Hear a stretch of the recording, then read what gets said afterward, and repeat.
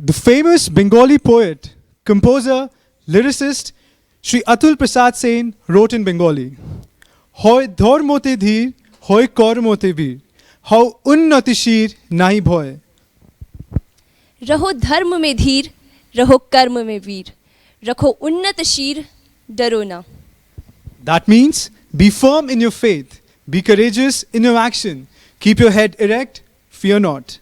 A very pleasant morning to all the viewers who are joining in for the final round today. This is Siddharth Baluni, And this is Akriti Bisht. your hosts for the day. Welcome you all to the grand finale of the Wow Mantrana National Debate Championship 2021. It's a bright Sunday morning and a very special day for all the 4 finalists who've been proving their mettle from round to round, qualifying the preliminary, the quarterfinals, the semi-finals, and finally announcing their arrivals in the final round today. बिल्कुल सिद्धार्थ, हमारे आज के 4 प्रतिभागियों को देखकर मुझे श्री रामधारी सिंह दिनकर जी की चंद पंक्तियां याद आती हैं. वर्षों तक वन में घूम घूम, बाधा विघ्नों को चूम चूम, सह धूप घाम पानी पत्थर, पांडव आए कुछ और निखर. After traveling through the forest for years and facing troubles of all kind, Pandavas were stronger than ever before. और उन्हीं पांडवों की भांति हमारे 4 दिग्गज प्रतिभागी भी इस वाद विवाद प्रतियोगिता के 3 चरण रूपी वनों पर अपनी विजय का परचम लहराकर आज इस अंतिम चरण पर पहुंचे हैं. इस सफर का रास्ता भले ही कठिनाइयों से व्याप्त था, परंतु एक सक्षम पथिक की भांति उन कठिनाइयों से लोहा लेकर यह प्रतिभागी अपनी कला में निपुण होकर आज हमारे समक्ष प्रस्तुत हैं. Indeed, Akriti, just like Robert Frost describes the forest, the woods are lovely, dark and deep, but I have promised this to keep, and miles to go before I sleep, and miles to go before I sleep. To make sure that the best person wins today, we have with us a seasoned panel of jury who will assess our 4 finalists on different parameters. We have among us Major Saurabh Shom as our first judge. Major Saurabh Shom is a founder of Comparative Policy Design, a consulting company that partners with governments and businesses to better design and understand policies for fostering broad-based growth and development. He is an economist with over 20 years of work experience with multilateral organizations, government and the private sector. Sir has been a macro-fiscal economist with the World Bank, serving in Washington, D.C., New Delhi and Kabul. Prior to joining the World Bank, he was an executive with the JP Morgan Chase and an officer in the Indian military. Sir holds a dual master's degree in economics and international relations from Johns Hopkins University, USA, a bachelor's degree in economics from Jawaharlal Nehru University, India, and is an alumnus of the National Defence Academy, India. We welcome you, sir. May I now request Mrs. Rashmi Chopra to present a bouquet as a token of gratitude and respect to Major Saurabh Shom.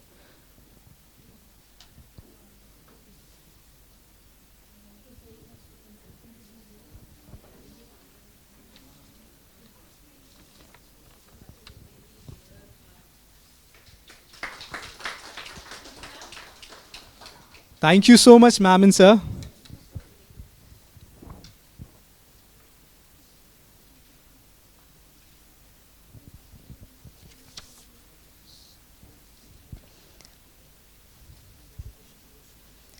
हमारे दूसरे निर्णायक की भूमिका निभा रही हैं श्रीमती ममता किरण जी. महोदया ने इंग्लैंड, उत्तरी आयरलैंड, स्कॉटलैंड, वेल्स आदि जैसे अनेक शहरों में अंतर्राष्ट्रीय विराट कवि सम्मेलनों में भारतीय कवित्री के रूप में प्रतिनिधित्व किया है.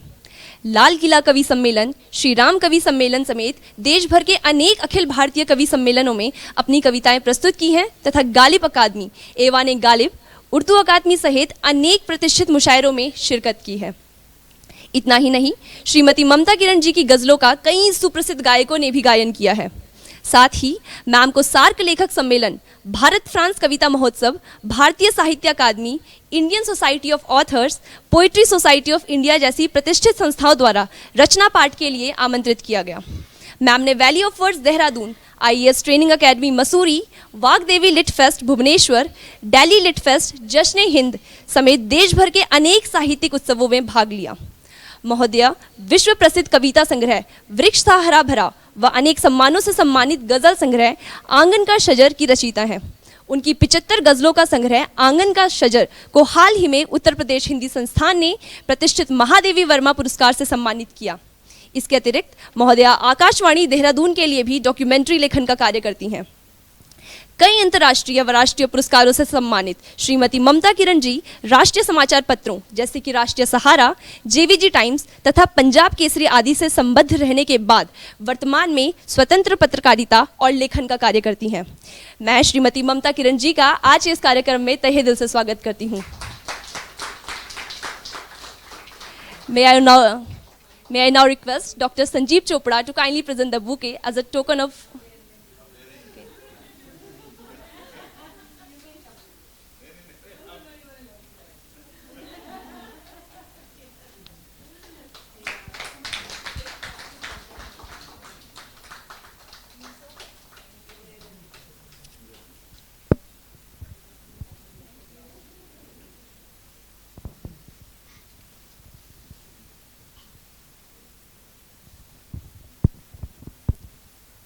As a third judge, we have Mrs. Jyoti Dhawan. Ma'am has over 25 years of teaching experience in national and international schools all over India. Ma'am is an educationist and a lifelong learner. As a head of the unique residential school for meritorious girls from economically weak backgrounds, she had involved herself in developing a pedagogic program for personalized education with the mission that every student has the potential to reach beyond what is thought possible. Her interests include school effectiveness, academic improvement, teacher development, collaborative and innovative approaches to teaching and learning, interpersonal communication in the classroom, leadership and strategic management of schools. We are pleased to have you, ma'am. May I now request Dr. Anima Sharma to present a bouquet as a token of gratitude and respect to Mrs. Jyoti Dhawan.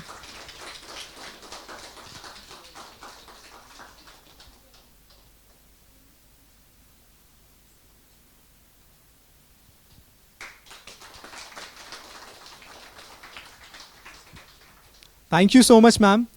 May I now request Dr. Anima Sharma to present a bouquet to Mrs. Rashmi Chopra, co-founder Value of Words, as a token of love and gratitude.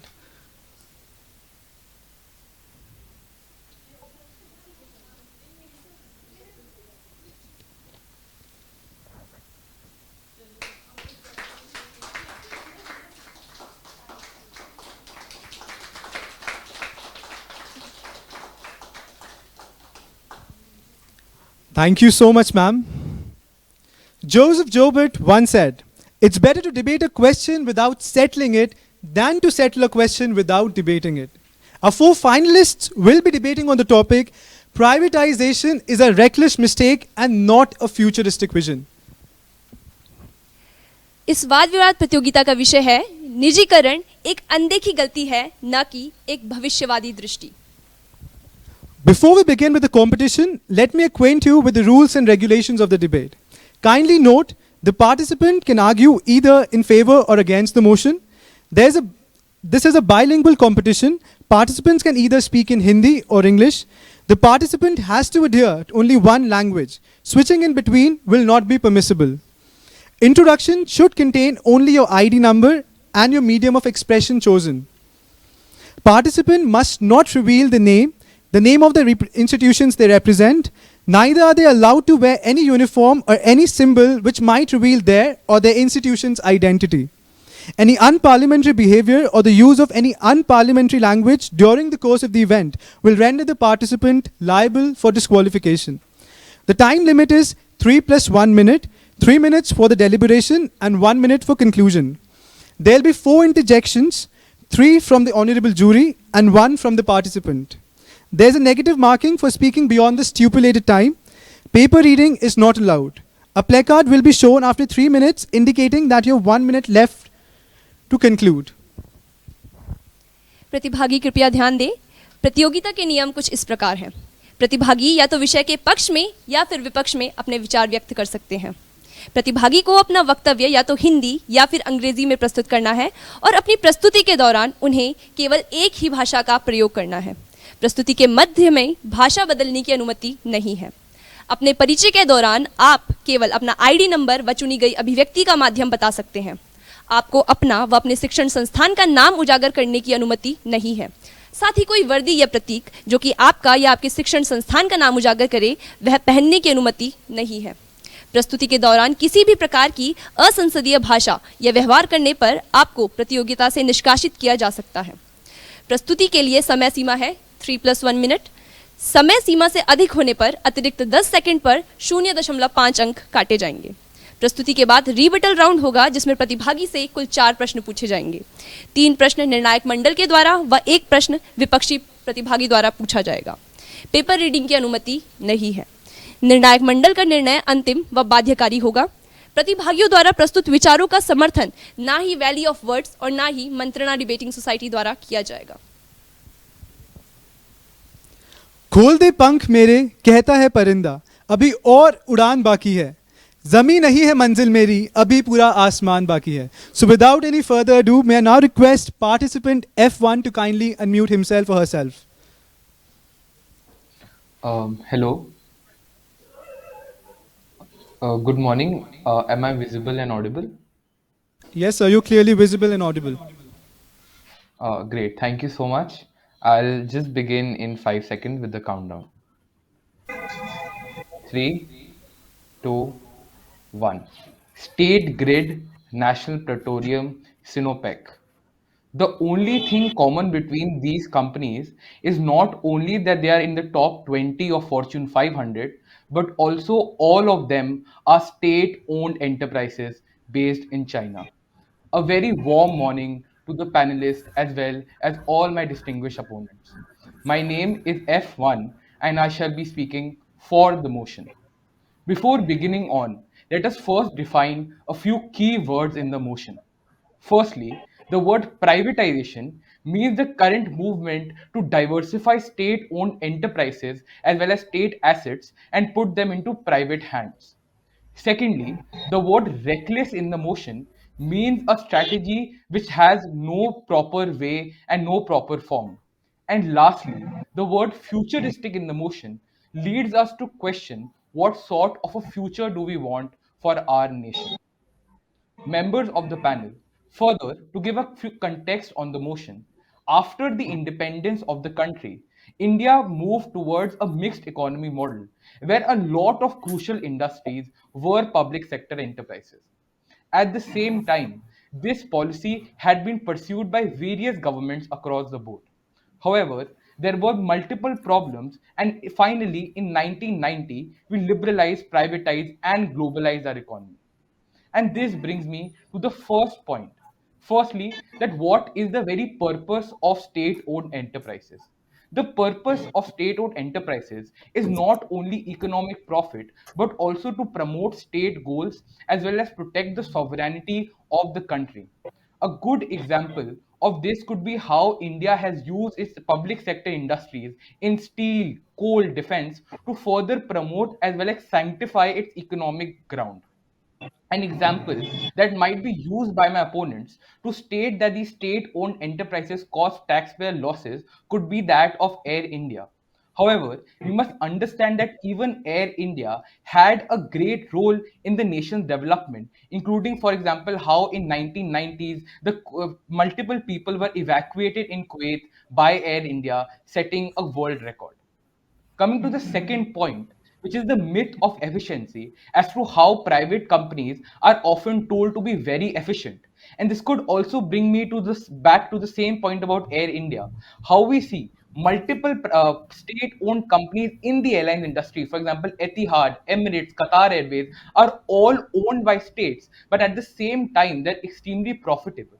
So, somewhere or the other, the problem is not within the structure of state versus private, but the people who run these companies. And this brings me to the third point about the main advantages of state companies over private companies.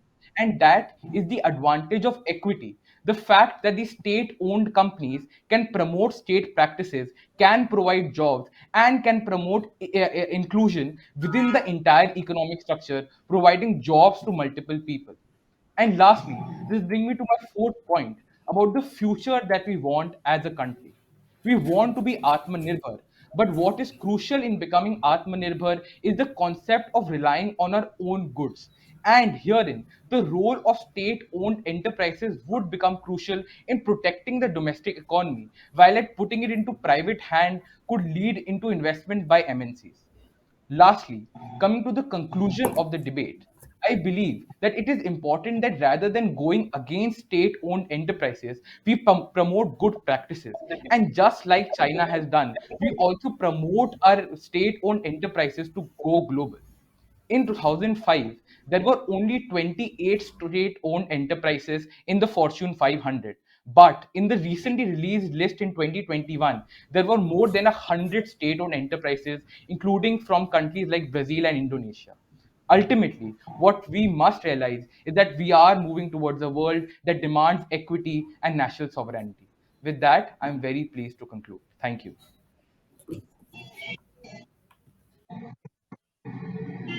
Participant F1. Honorable judges, the participant has taken 4 minutes and 24 seconds. I open the platform for rebuttal. May I now request jury 1 to kindly ask a question to the participant.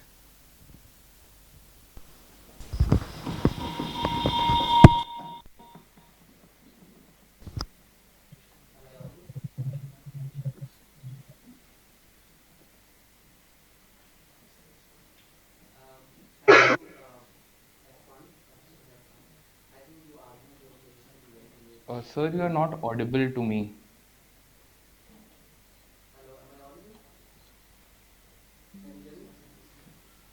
No, sir, I think you're not audible to me.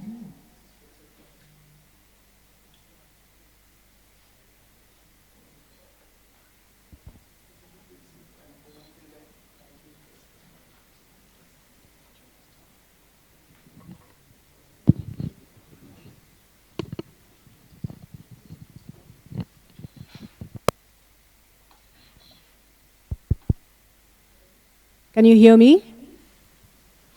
Yes, I can hear you. Okay, F1, I'd like to ask you, you've spoken for the topic, right? But I would say that privatization is improved efficiency, okay, and optimum resource utilization. What do you have to say for that? Ma'am, I do believe that privatization has its advantages. Could you speak up a little However, louder? yes, ma'am. I do believe that privatization has its advantages. However, I believe the burden that the motion has put on our side is to tell you that the current model of extreme privatization that we are pursuing is reckless in the sense that it is not able to recognize, firstly, the important that state owned industries have, and secondly, the important role these state owned industries have played in the development of this country. While I understand that there are various models, including a private public partnership model that can be pursued across the country, and I also believe that various private individuals, including consultancy firm, business person, can bring in their experience into these state-owned enterprises. And we have already seen how the government of India, through its lateral inclusion policy in the bureaucracy, is also including people with experience. However, what we must understand that unless and until a country has a strong state-owned enterprise and a state-owned economy, even the private enterprise would not be able to succeed, especially in the context of a developing country such as India, which has a high number of inequalities between haves and have-nots. Thank you. Thank you, ma'am. F1 मैं आपसे ये पूछना चाहती हूँ कि निजीकरण से संस्थाओं को तो फ़ायदा पहुँचेगा, लेकिन जो आम आदमी है उसको कैसे फ़ायदा होगा?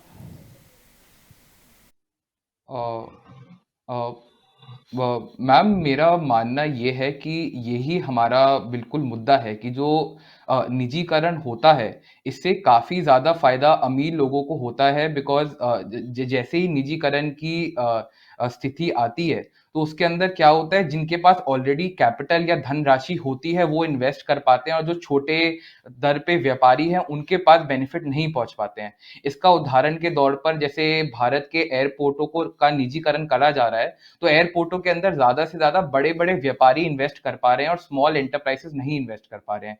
तो यही आज हमारे सदन का मुद्दा है कि निजीकरण से कैसे, जैसे मैंने आपको बताया कि जो इक्विटी का प्रिंसिपल है, कि जो बड़े व्यापारी हैं जिनके पास ऑलरेडी धनराशि है वो तो इन्वेस्ट कर पाते हैं, लेकिन जो गरीब आदमी है जिसका शायद कहीं न कहीं खासकर छोटे शहरों में और मध्यम वर्ग में एक सपना रहता है कि मैं एक सरकारी नौकरी कर पाऊँगा और सरकारी नौकरी से मैं अपने परिवार को मेहनत करके आगे बढ़ा पाऊँगा। अगर कल को सरकारी नौकरियाँ ही नहीं रहेंगी, सरकारी व्यापार ही नहीं रहेंगे, तो कहीं न कहीं हमें इस पे बहुत ज़्यादा घाटा होगा, हमारे पास नौकरियाँ कम हो जाएँगी हमारे देश में, और साथ ही साथ जो देश का एक स्तंभ है, क्योंकि काफ़ी हम देखें जो निजी कंपनियाँ हैं, वो सिर्फ़ और सिर्फ़ अपने प्रॉफ़िट के लिए जाती हैं, उनका अल्टीमेट पर्पस रहता है profit.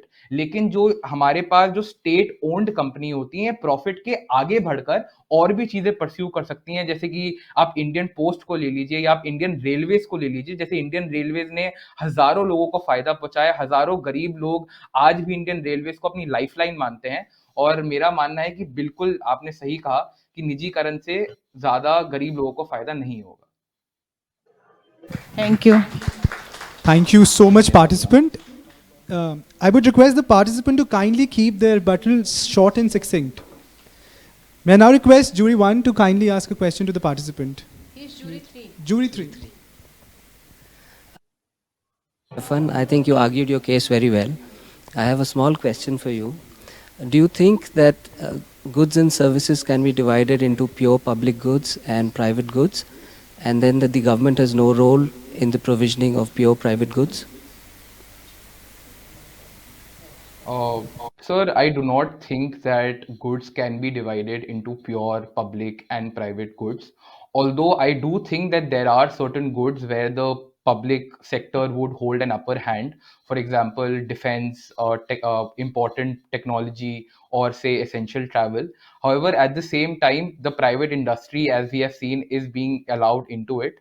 However, at the same time, what we must understand is that both of these must move into sync. For example, where the private has the upper hand in certain sectors, at the same time, in those sectors, the government should ensure that there are proper regulation and competition policies, and wherein the public sector has the upper hand, therein the government should ensure that there is still space for creativity and innovation. Just to give you an example, a good example could be the English alphabets, where you have 26 alphabet and 6 vowels.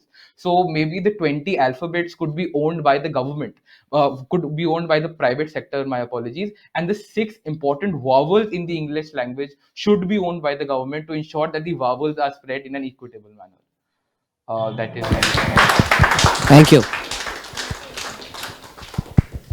Thank you, participant F1. May I now request one of the participants to kindly ask a question to participant F1. May I? It's F4. Go ahead. Thank you. Namaste and good morning, everyone. Participant F1, you mentioned that the main aim of the PSUs is to provide a social welfare to the people. But my dear friend, all the social welfare also requires financial assistance. And as we have quoted the example after the time of independence, what I have studied and noted is that because of this motive of social welfare, the expenditure was exceeding the revenue, and India was trapped in a vicious circle of debt. So, how do you think that promoting public sector enterprises only would help India to remove itself from this vicious circle of debt? Thank you. Yes, thank you, participant F4, for that wonderful question. I believe that the only fallacy in that question is the extreme level of generalization that we are doing for state-owned enterprises. At the very start of my speech, I understood and I accepted the fact that there have been problems in history regarding state-owned enterprises of the expenditure being more than the revenue. But the problem, as I said, is not due to the fact that these are state-owned enterprises, but is due to the fact that they did not follow the correct corporate policies. And as I stated, when we put good people into these companies, when we make these companies transparent, we list these companies on public exchange, and we make these companies go global, I truly think that state-owned enterprises could become profitable. And as I stated, a good example could be a next door neighbor, China, which is using these state-owned companies to make them extremely profitable. And in the decade of 2010 to 2020, Chinese state-owned enterprises had more than a 500 billion investment only in America, and they were extremely profitable. Similarly, as I stated, multiple state-owned enterprises in Saudi Arabia, Qatar, Indonesia, Brazil are profitable. And even in India, the Steel Authority times, and I truly do believe that if they are working and they are worked in a proper manner, they can become profitable, and at the same time provide the most important measure of social welfare, which I do not think can be quantified only in monetary terms. Thank you for your question again. Thank you, participant F1. That was very well presented. आज के इस कार्यक्रम में मुख्य अतिथि की भूमिका निभा रहे हैं mister Jayprakash Pandey, Indian railway personnel 2003 batch. Sir वर्तमान में डायरेक्टर शिक्षा विभाग, भारत सरकार के पद पर हैं। कवि, लेखक, साहित्यकार और शिक्षाविद श्री जयप्रकाश पांडे का कविता संग्रह दरिया के 2 पाठ प्रकाशित हो चुका है। सर कई कवि सम्मेलन, दूरदर्शन पटना और आकाशवाणी देहरादून, नजीमाबाद और दिल्ली से अनेकों बार कवि सम्मेलनों में भाग ले चुके हैं।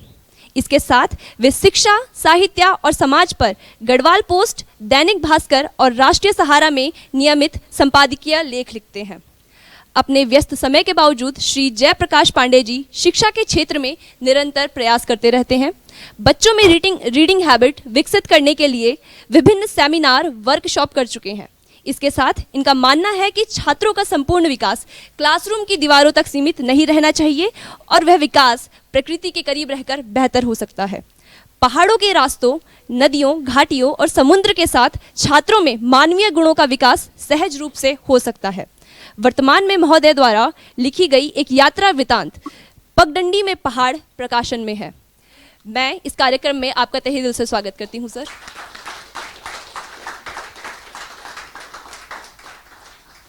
इसी के साथ कार्यक्रम को आगे बढ़ाते हुए अब मैं आमंत्रित करना चाहूंगी प्रतिभागी F2 को। कृपया अपना कैमरा ऑन व माइक अनम्यूट करें।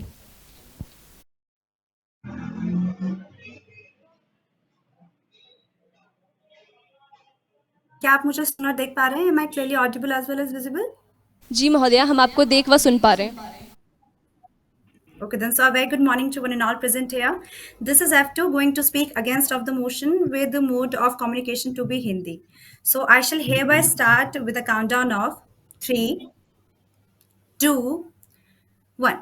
नमस्कार, मैं आप सभी का स्वागत करती हूँ। तो सर्वप्रथम मैं बता दूं कि अपने विपक्षी मित्र को सुनते समय मुझे खुली आंखों से एक स्वप्न आया, जिसमें सरकार चौमुखी ब्रह्मा रूप में मुझे दर्शन दे रही थी, जो विनियमन वन और देश चला साथ साथ बिजनेस भी कर रही थी, जहां के महल विमान बड़े पुराने नजर आ रहे थे, लेकिन कई लोग इसे भी अग्रिम बता रहे थे। अब आपको सुनने में ये स्वप्न बड़ा रोचक लगा होगा, लेकिन मुझे आश्चर्य होता है कि स्वप्न में व्यक्ति अंधा कैसे हो सकता है, क्योंकि जहां सड़कों का निर्माण सरकारी कागजों में हो सकता है, जहां का सरकारी विमान कर्ज तले उड़ नहीं सकता है, जहां के सरकारी अधिकारी का हुनर पब्लिक सेक्टर में जाया हो सकता है, वहां मेरी खुली आंखों का स्वप्न आपकी आंखें खुलवा सकता है। महोदय, इस मंच विशेष से जुड़ते समय मैंने एक भाषण कहा था, उसकी एक पंक्ति को दोबारा दोहराने का अवसर चाहूंगी, जिसमें मैंने कहा था कि हमने इतिहास से सिर्फ यही सीखा कि हमने इतिहास से कुछ भी नहीं सीखा, क्योंकि सीखा होता तो 1991 में जिस निजीकरण ने देश को दिवालिया होने से बचाया, उसे अनदेखी भूल ना कहा जाता। अगर सीखा होता तो टाटा एयरलाइन जैसे उपक्रमों के राष्ट्रीयकरण के बाद जो सिर्फ पतन ही देखा गया, उसके विनिवेश निजीकरण पर दोबारा सवाल नहीं उठाया होता। महोदया कहते हैं ना, समय सबसे बलवान है, और इसीलिए ना ही मैं निजीकरण की वाहवाही कर रही हूँ, ना ही मैं राष्ट्रीयकरण को दुहाई दे रही हूँ। मैं बस समय की मांग को समझाना चाहती हूँ। मैं सरकार की एक पृथक भूमिका चाहती हूँ। इस देश की जरूरत निजीकरण की शक्ति को दिखाना चाहती हूँ। और मित्रों, जब मैं सरकार की व्यापार में उदासीनता देख सकती हूँ तो आप लोग क्यों नहीं? इससे ना सिर्फ सरकार का ध्यान कल्याणकारी योजनाओं से हटता है, बल्कि सोचिए इन उपक्रमों को घाटे से उभारने के लिए भी देश का कितना पैसा जाया होता है। और मित्रों, अगर निजीकरण सिर्फ शोषण लाता है, खामियां पाता है, ऐसा आपका विश्लेषण है, तो फिर मैं भी समझदारी के नाते आपसे बस इतना पूछना चाहती हूँ कि खामियां इस संसार की किस चीज में नहीं है? क्या आप में, मुझ में, हम में नहीं? इसलिए देश हित के नाते हाँ, सरकार को कोताही बरतकर निजीकरण को और सशक्त बनाना होगा। याद रखिए, ये इसकी खामी नहीं है, मगर इस देश के और अनुकूल ढालना होगा। लेकिन बिना निजीकरण को परखे इसे समाज के लिए खतरा बता देना ना सिर्फ निजी व्यापारियों पर अविश्वास दिखाना होगा, बल्कि मित्रों देश की क्षमता, देश की बुद्धिमत्ता पर भी सवाल उठाना होगा। क्योंकि मैं तो उस देश की राजधानी को जानती हूं जिसने निजी बिजली उपक्रमों पर सख्त निगरानी रखकर बिजली के दामों को सही दर पर लाया है। अब आप किस देश में निजीकरण को खतरा बता रहे हैं, ये मैं नहीं जानती। हाँ, मैं उस देश को जरूर जानती हूँ जिसने रेलवे के निजीकरण के लिए सफल जापानी मॉडल को अपनाया है। मैं उस देश की बात कर रही हूँ जिसने बीपीसीएल जैसे स्ट्रेटेजिक उपक्रमों को किसी दुश्मन देश के हाथ ना लगने का भरोसा दिलाया है। अब आप किस देश के हिस्से को बेचने की बात कर रहे हैं, ये मैं नहीं जानती। तो अंत में मैं बस इतना कहना चाहती हूँ मित्रों कि क्या तर्क संगत है और क्या नहीं, ये शायद आप सब मुझसे बेहतर जानते हैं। लेकिन संस्कृत में एक श्लोक है, तर्क यन्ते प्रतिपाद्यो सुद्यमेति तर्क, अर्थात जो न्याय हित है, परहित है, वही तर्क है और तर्क संगत भी। इसलिए सिर्फ किसी चीज को इसलिए ना बदलना क्योंकि वो एक लंबे समय से चलता आ रहा है, माफ कीजिए पर इसमें मुझे कुछ भी तर्क नजर नहीं आता। और चंद खामियों को गिनाने के मत में जो देश के भविष्य को नकारा जा रहा है, इसमें भी मुझे कोई विश्लेषण नजर नहीं आता। मैंने बहुत ढूंढा पर कोई विश्लेषण नजर नहीं आता। धन्यवाद।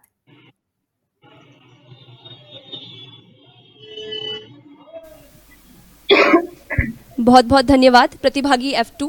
इसी के साथ अब मैं अनुरोध करना चाहूंगी जूरी 1 से कि कृपया वे वक्ता से अपना प्रश्न पूछें।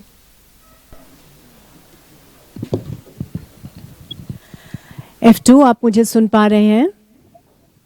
जी, मैं आपको सुन पा रही हूँ। हाँ जी। सुप्रभात।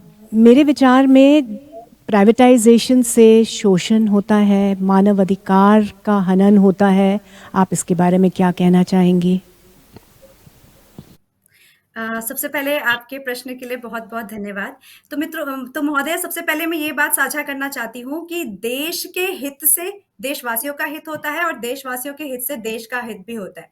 तो अगर राष्ट्रीयकरण की बात करें तो इंदिरा गांधी के समय पे एक बहुत बड़े स्तर पर राष्ट्रीयकरण हुआ था, क्योंकि कहा जा रहा था कि निजी बैंक अपनी लाभ को देख रहे हैं और एक तरह से शोषणकारी नीतियों का इस्तेमाल कर रहे हैं। तो मैं सिर्फ इसमें इतना कहना चाहती हूँ कि समय बदल रहा है। आज के समय की जो सरकार है वो एक रेगुलेटरी ढांचे पर बिलीव करती है, विनियमन के ढांचे पर बिलीव करती है। तो मेरे हिसाब से सरकार का खुद विनियमन करना, खुद व्यापार में घुसकर सामाजिक दायित्व निभाने से ज्यादा बेहतर ये होगा कि वह सरकार निजीकरण पर जो निजी व्यापारी हैं, निजी कर्मचारी हैं, उन पर विनियमन करे, रेगुलेट करे। जैसे कि मैंने अभी देश का ही उदाहरण दिया, दिल्ली में निजी बिजली जो उपक्रम है उन पर सख्त निगरानी रखकर बिजली के दामों को सही रखा गया। उसी प्रकार से लॉकडाउन के समय भी मैंने देखा कि जितने भी शिक्षा के विभाग है उनको ट्यूशन फी के अलावा किसी और फी को देने के लिए सख्त मनाही करी गई सरकार द्वारा। तो इन प्रकार से जो ये शोषणकारी नीतियां हैं उनका सही प्रकार से विनियमन सरकार करेगी तो सत्य में जो निजीकरण है ये अपने सामाजिक दायित्व को भी निभा पाएगा और हितकारी भी होगा। क्योंकि मैं मानती हूँ कि अगर बर्तन नहीं होगा तो पानी फैलेगा। तो इसके विनियमन के लिए सरकार अपना दायित्व निभाएगी, रेगुलेट करेगी, तो ना सिर्फ ये हितकारी होगा बल्कि ये सामाजिक दायित्व को भी निभाएगा निजीकरण।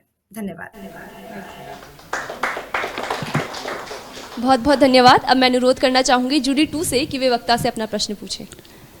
अपने निजीकरण को महत्व दे रही हैं, लेकिन हम सार्वजनिक क्षेत्र में सुधार कैसे कर सकें? उसमें सुधार करके भी हम उसको आगे ला सकते हैं। इस बारे में आपका क्या कहना है? सबसे पहले आपके प्रश्न के लिए भी बहुत-बहुत धन्यवाद। तो इस तरह से मैंने भी अपने वक्तव्य में ये बात ज़ाहिर की थी कि मैं समय की माँग को समझाना चाह रही हूँ और इस देश के अनुकूल मैं निजीकरण को बनाना चाह रही हूँ।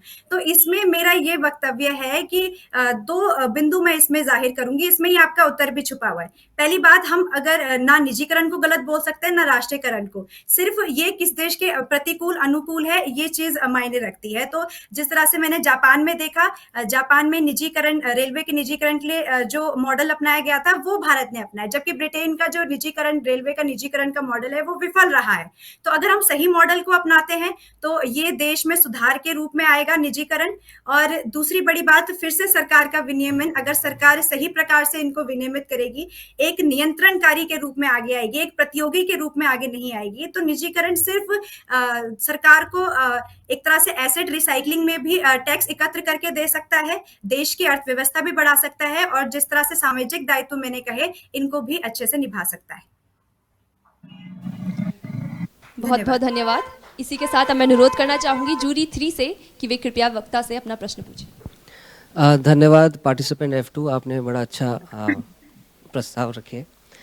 मेरा आपसे सवाल ये है कि अगर इंस्टीट्यूशनल फ्रेमवर्क में देखें, अगर इंस्टीट्यूशनल फ्रेमवर्क वीक हो किसी देश का, तो इस सिस्टम में अगर निजीकरण होती है तो क्या ये पब्लिक रिसोर्सेज का प्राइवेट हैंड्स में ट्रांसफ़र नहीं होता है? इस पे आपके क्या विचार हैं? सबसे पहले आपके प्रश्न और प्रशंसा दोनों के लिए धन्यवाद।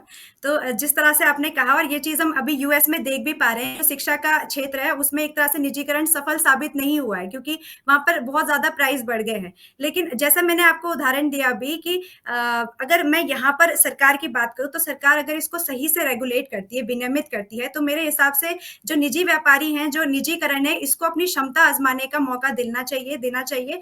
किसी भी प्रकार से ये प्राइवेट कंपनी की तरफ ट्रांसफर ऑफ पावर मैं नहीं समझती इसको, क्योंकि ये भी देश है, और देश के निजी व्यापारियों को जिस तरह से आगे बढ़ने का मौका मिलेगा, उसी प्रकार से देश में जो नौजवान हैं उनको भी बेहतर शिक्षा प्राप्त होगी। क्योंकि मैं देख पाती हूँ कि सरकारी स्कूलों से कई ज़्यादा अच्छे स्तर पर शिक्षा और कई और जितनी भी सुविधाएं हैं, ये हमें प्राप्त हो पाती है। लेकिन अगेन वो बात यही आती है बीच में कि इसका सही प्राइस तो ये सरकार तय कर सकती है। जिस तरह से अभी लॉकडाउन के समय भी सरकार ने सख्त हिदायत दी थी प्राइवेट स्कूलों को, उस प्रकार से प्राइस कैप लगा सकती है, जैसे कि जापान भी कर रहा है।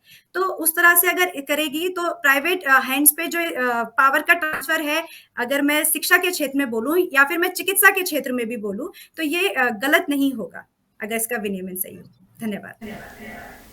बहुत बहुत धन्यवाद। इसी के साथ अब मेरा अनुरोध है प्रतिभागियों से कि वे कृपया वक्ता से प्रश्न पूछें। मैं सवाल पूछ सकता हूँ? जी, प्रतिभागी F1, आप अपना प्रश्न पूछ सकते हैं। जी, मैडम, आपने कहा कि सरकार का दायित्व है नियंत्रण करना या रेगुलेट करना।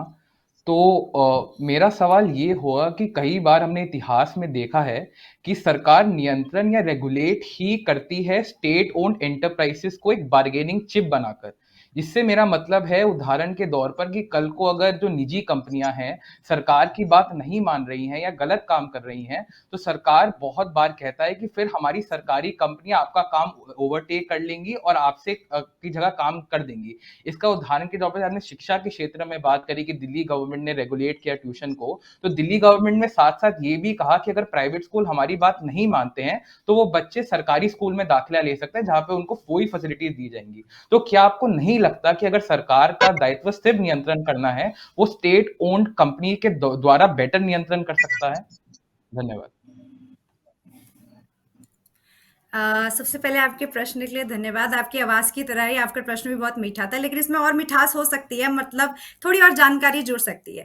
पहली बात जो मैंने कहा था, मैंने दिल्ली के सरकारी स्कूलों की बात नहीं की थी, मैंने दिल्ली के बिजली उपक्रमों की बात की थी। दूसरी बात, जो सरकारी आपने जैसे कि शिक्षा के क्षेत्र में कहा, तो आप अपने ही मत को एक तरह से नकार रहे हैं। मैं कह रही हूँ कि सरकार नियंत्रण कर सकती है, अगर वह व्यापार में एक प्रतियोगी की तरह सामने आएगी। तो इतिहास सामने खुलकर ये भी बैठा हुआ है कि जितने भी पब्लिक सेक्टर में देखती हूँ, ज्यादातर वो एक तरह से विफल हो रहे हैं। उनमें हम कितना लॉस देख पा रहे हैं। टाटा एयरलाइंस को देख लीजिए, उसमें आज के समय कितना लॉस है। तो मैं मानती हूँ कि अगर सरकार एक फर्स्ट लेवल के तौर पर व्यापार ना करे और सामाजिक दायित्व ना निभाए, बल्कि स्टेट ऑन कंपनीज जो आप कह रहे हैं इनको हटाकर अगर निजी कंपनी की बात करें, इन पर अगर विनियमन करे तो मेरे हिसाब से ज्यादा बेहतर होगा। और पूर्ण जो प्राइवेटाइजेशन है पॉलिसी शिफ्ट की तो हम बात कर ही नहीं रहे हैं। किसी भी तरह से शीर्षक में पूर्ण प्राइवेटाइजेशन की बात नहीं की गई है। सरकार की सूझबूझ से जो स्ट्रेटेजिक उपक्रम है और जिन उपक्रम में सरकार ने अपनी जितनी न्यूनतम भूमिका रखी है वो मेरे हिसाब से सही है। जिन चीजों में सरकार इसे प्राइवेटाइजेशन की तरफ बढ़ा रहा है, मेरे हिसाब से ये होना चाहिए। और जिस तरह से आपने कहा अभी कि ये बात नहीं मान रही है, तो मेरे हिसाब से जो मैंने उदाहरण अभी गिनाए तो एक तरह से निजी कंपनियां सरकार की सख्त हिदायत को मानती हैं। आशा करती हूँ मेरा उत्तर आपको समझ आया होगा। धन्यवाद। धन्यवाद प्रतिभागी F2. May I now request participant F3 to kindly unmute himself.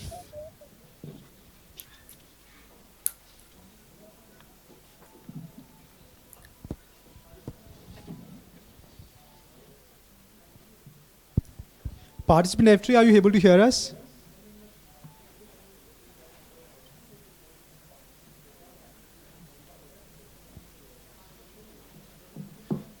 Your video is lagging.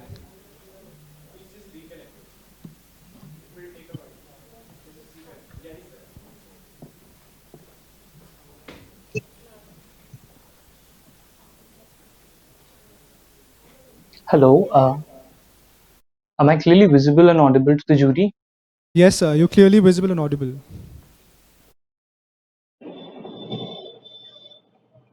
Can I just reload it once again because I cannot see the conference. There is a lag. So please allow me to have one refresh with the permission of jury. For participants. Can I just Go refresh ahead. the portal again?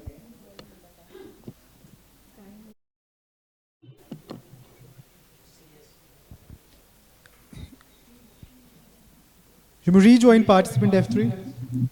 Are you able to hear us?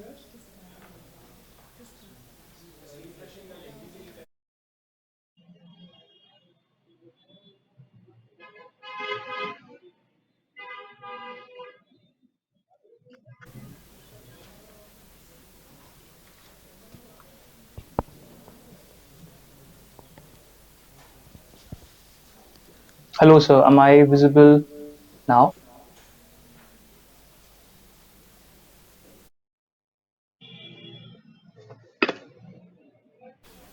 Yes, sir. You're visible. Hello, and am I audible. clearly visible and audible to the jury?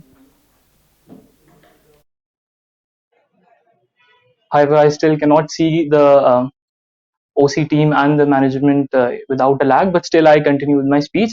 If in any case there is a lag beyond a reasonable time, please interrupt me in between so that I can just restart and reconnect myself. Would that be fine with the jury? If you could confirm if you're able to hear us. Participant F3. All right, sir. Yes, sir. Sure, go ahead. Present your stance. Sure, sir. First of all, ma'am, this is F3. I'll be speaking in English and I'll be speaking in the favor of that. You may begin on a count of 3, 2, 1. It was the year 1865 when a British Emperor Shah Alam II allowed a private entity known as the British East India Company to levy taxes in Bengal. And ladies and gentlemen, the initial days of privatization of the Mughal Empire went rosy. The taxation were increased, but in no time we entered to a graveyard of thorns, where the lust of wealth of the mighty and company made us suffer economically, socially, politically, and most importantly, psychologically. And Honorable Chairperson, today the side opposition talk us about the lectures of history, and therefore I quote, that in the world of irrelevant information, clarity remains the power. Honorable Chairperson, today there is a lot of euphoria about privatization as a menace and tool to curb fiscal deficit and economic ill.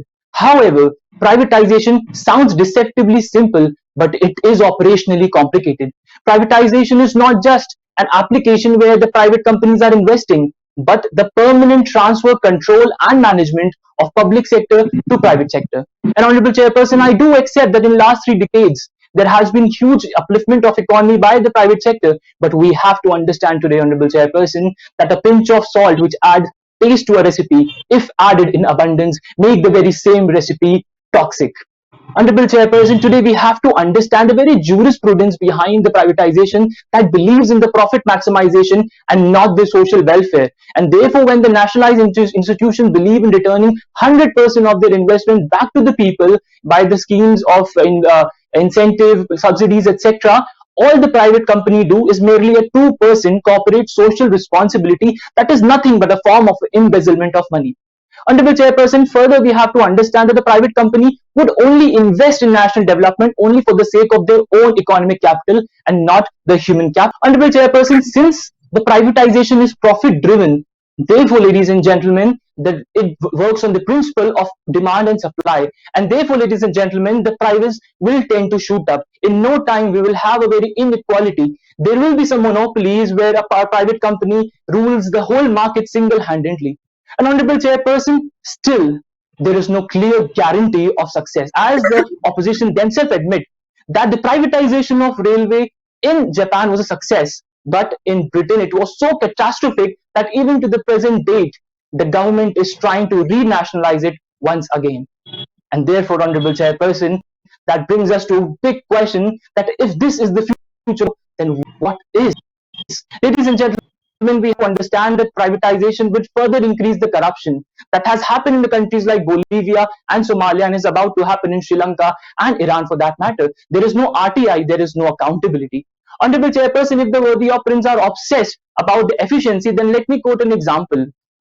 According to a survey conducted by Harvard University, it was found that more than 73% of the people working in the private sector are suffering from mental anxiety that leads to serious health issue.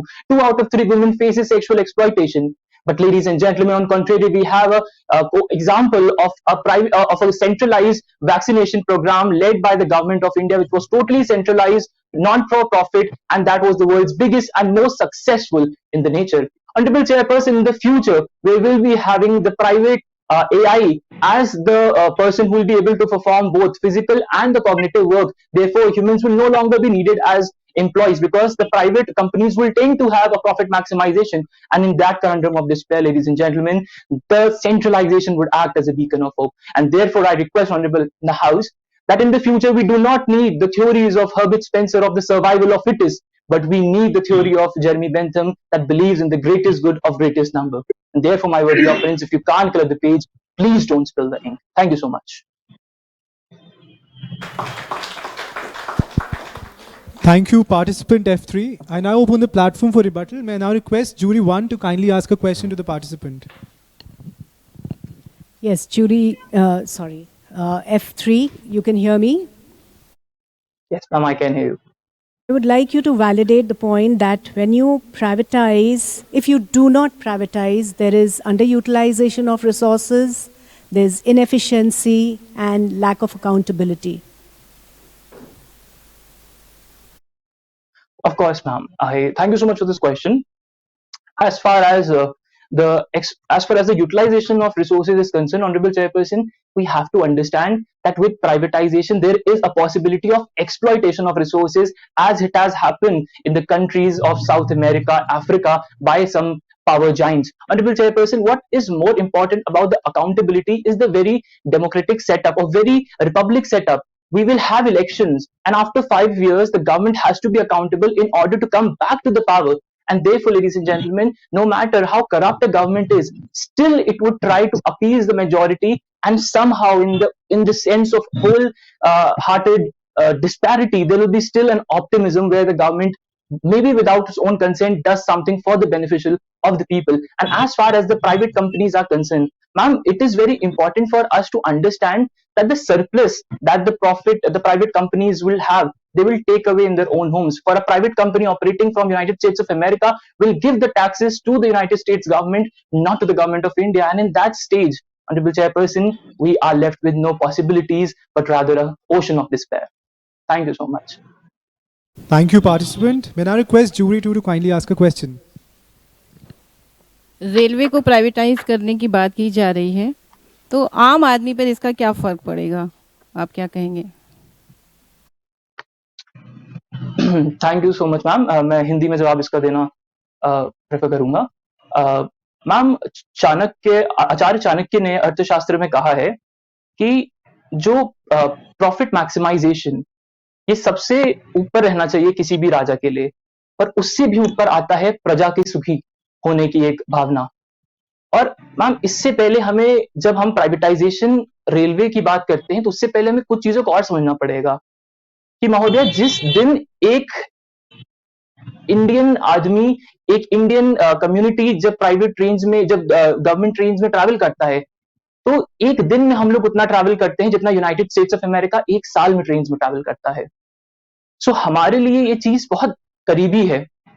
और अभी भी महोदय, आज भी इस देश में ऐसे लोग बसते हैं जो एसी में ट्रैवल नहीं कर पाते हैं, वो भी जनरल डब्बे में ट्रैवल करते हैं। तो उन देश भी हमारे एक इस महान देश का एक हिस्सा है। और महोदया, सच तो यह है कि वो इस देश के बड़ा हिस्सा हैं। तो जहां हमारी अभिलाषाओं का अंत होता है फैंसी चीजों पे, वहीं उनका जीवन शुरू होता है, जो बहुत छोटी छोटी चीजें होती हैं जो उनके इस जीवन को बना सके रख सकती हैं। तो फिर इस समाज में वो भी एक स्टेक होल्डर बन के आगे आते हैं। तो उनके इंटरेस्ट और उनकी एक बेसिक एसेंस ऑफ लाइफ की हमें इज्जत करनी चाहिए, क्योंकि ये हम नहीं, ये हमारे देश का संविधान का आर्टिकल 21 उनको जरूर देता है। धन्यवाद। Thank you. Thank you, participant F3. My question to you is, don't you think state-owned companies, large state-owned companies, actually create an unequal playing field for other participants in the same sector? And thereby, by doing this, they provide incorrect price signals in the market, which finally leads to loss of welfare of people in a general sense. What are your thoughts on it? Thank you so much, sir, for this question. But with due respect, I prefer to have a difference of opinion because, Honorable Chairperson, I'll straight away give an example of a company whose name is Jio, of a company whose name is Airtel. These were the private players who entered when there was a big BSNL already operating in the market, but still they were anyhow capable enough to make up their ways. So it is very unfair to say that the government is the reason why the private companies are not able to operate.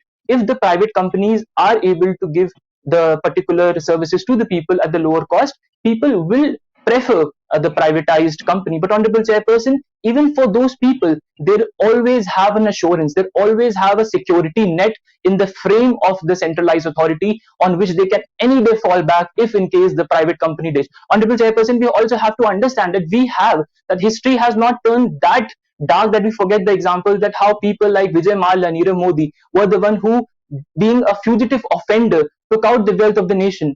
And therefore, ladies and gentlemen, it is very difficult for people. And, Honorable Chairperson, we also have to understand that just a couple of days back, when the Prime Minister, Honorable Prime Minister, came up and promised to repeal the farm laws, that was a clear indication that the farmers of the country were against the privatization of agriculture and privatization as the theory in totality. And therefore, it is very unworthy to say that the private company will be vulnerable, because the facts of the cases tend to be very clear. And, Honorable Chairperson, the need of the hour is not an absence of privatized company.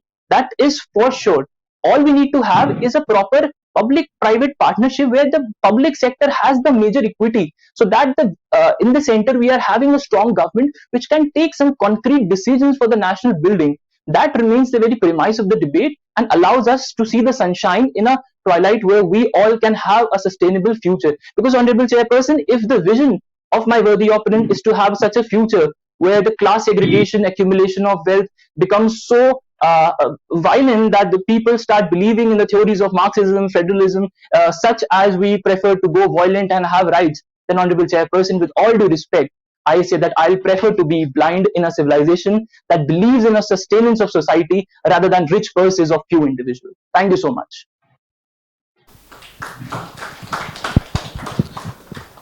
May I now request one of the participants to kindly ask a question to participant F3. Yes, participant F2. So first of all, I would like to congratulate you for your outstanding debate.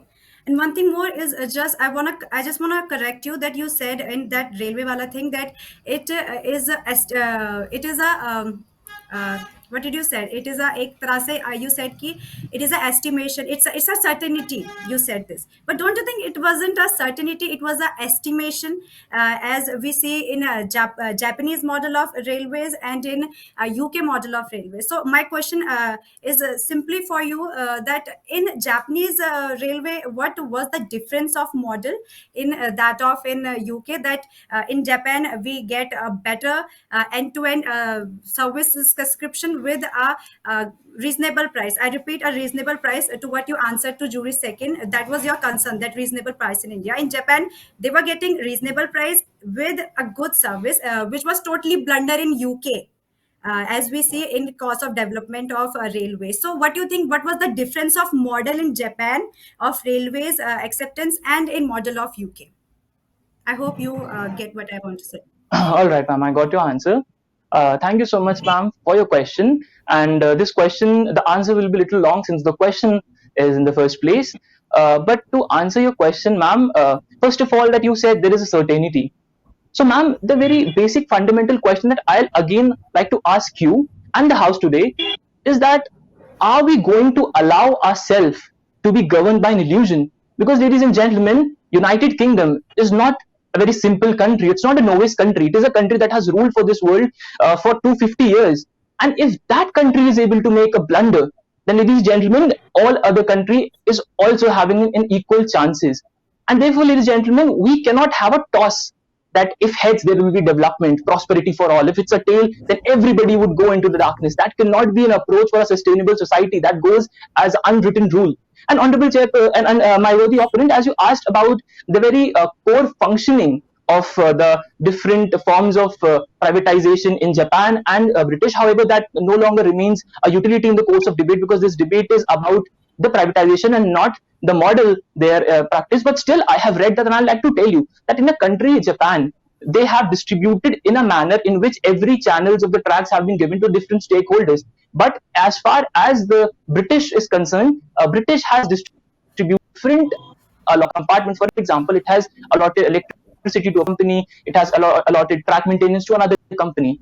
But ladies and gentlemen, the day when both of these plans were taken, there were the possibilities, the best of this world. And today we are having one of the great economists, as the judge himself predicted, that there will be a rise, there will be a boom. But ladies and gentlemen, that was not the case. That was certainly not the case. And therefore, that leads us to a very sorrow state. And therefore, ma'am, as you said that we can go with the possibility, I fear that in the storm in which you are predicting and you are allowing the House to enter, not everyone will be able to sail in the boat because the boat is too tiny to bear the weight of 7 billion people. And ma'am, furthermore, you said in your own narration that the private has helped. But ma'am, I would again like to ask you a simple question that in the COVID times, 60 to 70% of the private entities had to lay off their fellow employees. And that's not me who is saying, it's the report by Forbes and the report by Oxford University. So please rethink on your opinion because your words matter to this House. Thank you so much.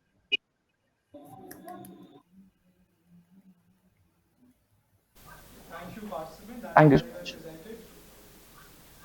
Just a kind note to all the participants, kindly make your questions as that we answer success, as I mentioned. So moving forward, now I would like to request participant F4 to kindly unmute themselves and turn on the camera. Namaste everyone. I hope I am clearly audible and visible. Please confirm once. Sorry, you're not audible now. Ma'am, you're clearly audible and visible. Okay, so I am participant F4 going against the motion in the medium of language English. So please start my timer in 3, 2, 1. Allow me, ladies and gentlemen, to make you travel back to the year 1991 when India faced severe economic crisis. Former Prime Minister P.V. Narasimha Rao surprisingly inducted Dr. Manmohan Singh into the cabinet as finance minister, who was handed over an economy to be recovered from the ICU, an economy which was mortgaged its gold for revival, an economy which wasn't adequate to finance imports for more than 2 weeks. Honorable Chair, it was at that time when the ideology of liberalization, privatization, and globalization, popularly known as LPG, helped India to dodge the bullets of poverty and debt. Honorable Chair, the worthy opponents vehemently arose questions. Privatization benefiting elites, flattening local economy, throttling social welfare, and all these questions provide me the opportunity to substantiate that privatization is the ideology of liberalization which unleashed the forces of competition. That privatization is the substantive sense of how far the operations of an enterprise are brought within the discipline of the market with the mantra of monetize and modernize. That privatization is definitely a futuristic vision and not a reckless mistake. Honorable Chair, when I observe that privatization creates conditions for substantial additional investment which helps in generation of productive employment opportunities and raise employment wealth through improved efficiency, then I affirm my belief that privatization is a futuristic vision. Ladies and gentlemen, the ideal example of such successful privatization dates back to 2002 when Hindustan Zinc was privatized, allowing it to grab the position of world's third largest zinc lead miner and one of the top 10 silver producers. Ladies and gentlemen, privatization urges the improvement in the company through competitive efficiency. When a state-owned entity is privatized, it loses its government protection and is obliged to adapt to the market by providing better services in order to survive and thrive. As it is very aptly quoted, that competition is not only the basis of consumer satisfaction but is the incentive to progress. Ladies and gentlemen, Honorable Prime Minister of India, Shri Narendra Modi, listed 5 I's: industry, investment, infrastructure, innovation, and inclusion to make India Atmanirbhar. And privatization will give ample space for this by creative and innovative thinking as well as systematic and strategic planning to realize the full potential of economy.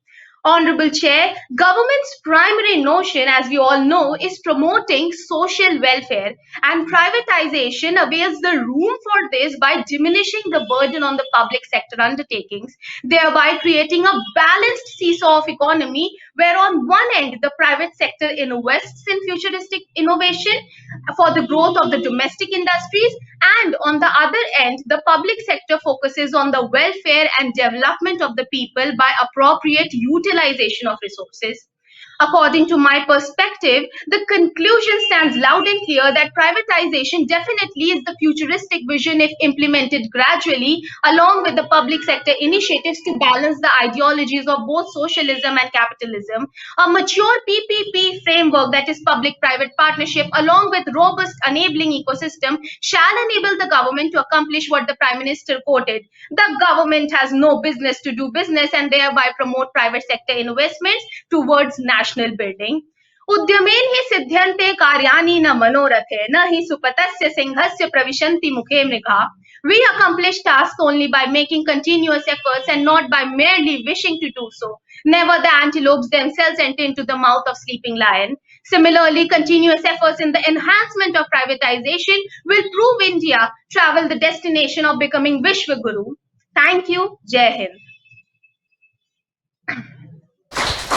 Thank you so much, participant F4. May I now request jury 1 to kindly ask a question to the participant. F4, can you hear me? Yes, ma'am. Okay. With privatization also comes cutthroat competition. Okay, maybe survival of the fittest. How would you validate that? Would that lead to welfare of society and the growth of nation, like you saying? First of all, thank you for the question, ma'am. I very well remember that our former Prime Minister P.V. Narasimha Rao in his speech stated that India needs privatization to wear that cloth in which it is not indebted with all the fiscal debts from the international community. But now what I think, that with the clothes we need the ornaments also, right? Because in this world of globalization and liberalization, when consumers are having n number of choices to make, then I guess privatization helps the consumers as well as the makers to come into the competition. And by competition I mean the healthy competition. If I state a very simple example, for example, if there is a class and there is only one student in the class, now however marks he attains in the classroom, he is the ultimate topper. But when that classroom has 50 students, then every student has this fear, has this healthy competition in his or her mind, that if I need to excel in that class, I have to do better. And this is what I mean by saying competition. The competition given to the local consumers as well as the private sectors allows it to have new innovation, new technology, and also helps them to adopt a certain kind of investment in which the consumers are attracted, they gain profits, and also the consumer receive the top-notch level of satisfaction and the top-notch level of service that is required. So I hope I answered your question, ma'am. Thank you so much, participant. Now request jury 2 to kindly ask a question to the participant. Ji F4, मैं आपसे ये जानना चाहती हूँ, अभी हम सब ने देखा कि जिस तरह से कोरोना के दौरान कितने लोगों ने अपनी जान गंवाई है, और किस लिए गंवाई, क्योंकि उनको जो निजी अस्पताल थे वहाँ पर उनको इलाज नहीं मिल सका, और कहा जाता था कि पहले इतने लाख रुपए यहाँ पर रख दीजिए, उसके बाद आपको जो है ना एडमिशन होगा। तो आप इस संबंध में क्या कहना चाहेंगे? क्या हमें इससे जो इस समय कोरोना के दौरान जिस तरह की लूट खसोट हुई है अस्पतालों में, क्या इससे हमें सबक नहीं लेना चाहिए? Ma'am, thank you for a question. आपने ये बात बहुत अच्छी तरीके से मेंशन करी है दैट कोरोना के टाइम पर लोगों को हॉस्पिटल में बेड्स नहीं मिले थे, उनको प्रॉब्लम्स हुई थी। और मैं ये चीज बहुत अच्छी तरीके से इसलिए समझ सकती हूँ क्योंकि मेरे पापा का भी निधन इसी कोरोना के समय हुआ था, अप्रैल में।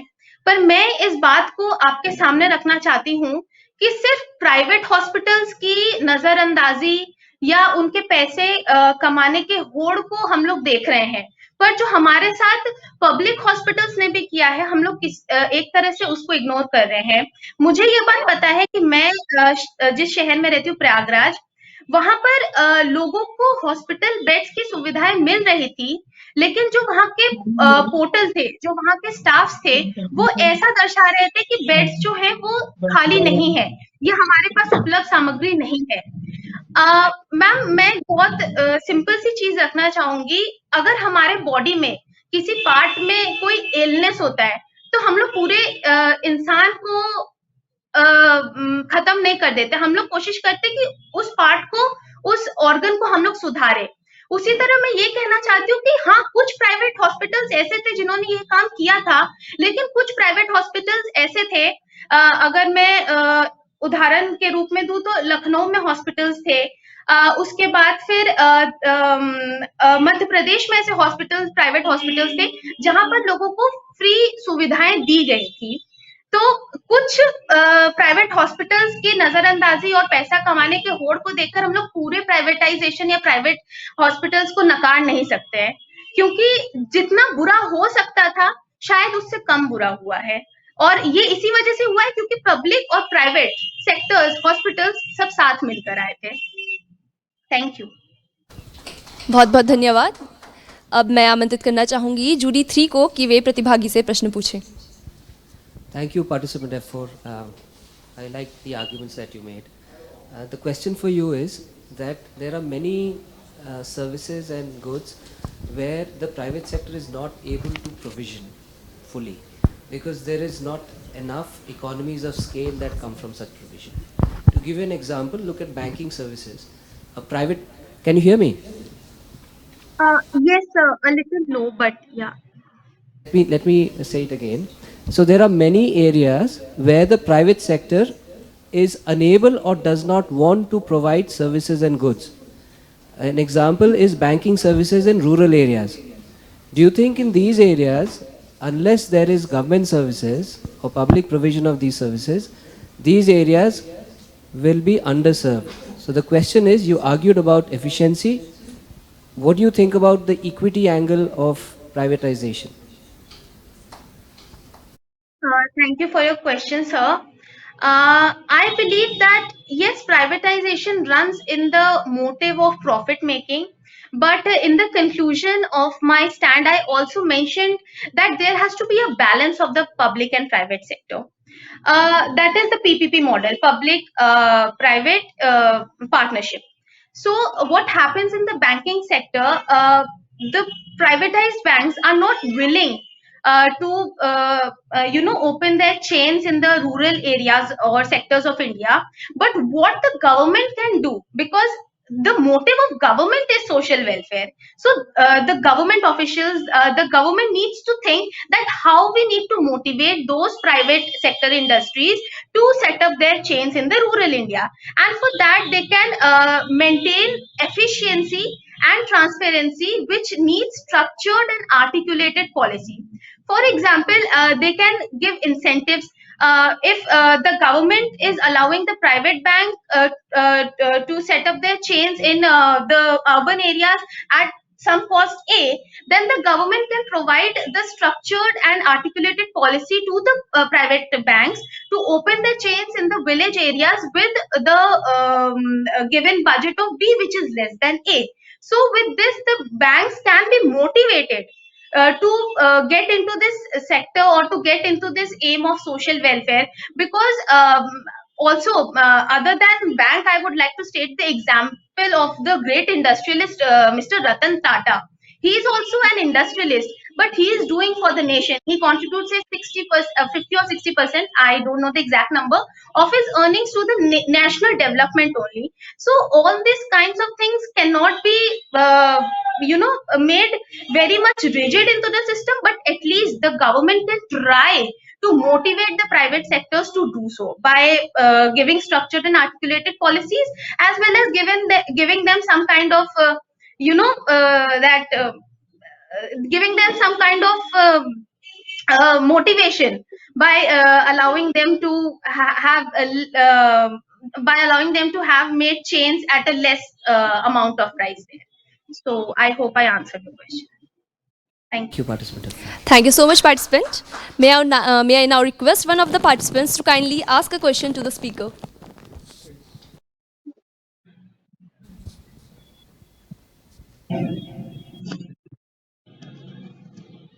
Can I ask? Yes, F3, go ahead. Thank you, sir. Uh, that was a great speech, ma'am, very eloquent. But the only concern that I have with your speech is that you take some exceptions. You talk about Ratan Tata, you talk about that private hospital that gave the services pro bono, but you try to bamboozle the house telling that this would be a rule tomorrow. But ladies and gentlemen, and dear worthy opponent, the question today that the house needs an answer for is the fact that your vision of future is only 10, 20, 30 years back. But there is a time that awaits us beyond that period, in an era where humans will no longer be needed for jobs, because the AI, the very well equipped AI robots, will be working instead of the humans to further maximize the profit by cost cutting our own salaries. Then in that situation, how the privatization is going to be a help? Because that is an evident future, that's a clear cut future. We are having human free hotels, we are having human free world today, and in that space how a human will be able to survive in the umbrella of privatization? That's the simple question.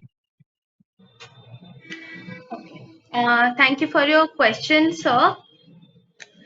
You talked of the issue of artificial intelligence, AI, but my answer to this question will be, if you said that I am ignoring certain sections of the privatization, then you are also ignoring this fact that AI, artificial intelligence, would come both for the public and the private sector.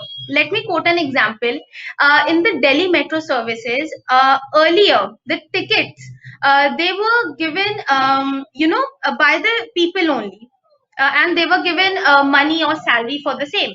But now what happened in the Delhi metro services is that there are vending machines in which we keep the note. We have the token and then we go and travel in the metro. This is also an example where AI has taken over to the employment of such people. Now, my second point will be that government is also running in this ideology of the balance of expenditure and revenue. When the expenditure of the government is exceeding its revenue, then it will also try to cut off its expenditure from some areas. And the best suited area for it will be introduction of the AI in their sectors also, as I have mentioned in one of the examples.